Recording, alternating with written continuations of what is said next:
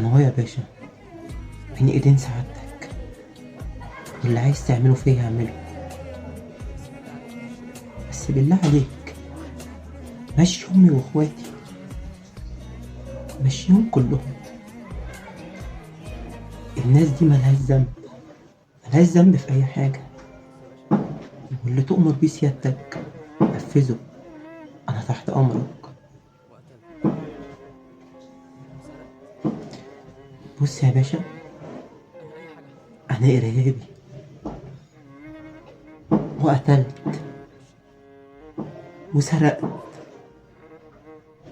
بص انا اي حاجه حضرتك عايزها، بس وحياة اغلى حاجه في حياتك مشيهم كلهم.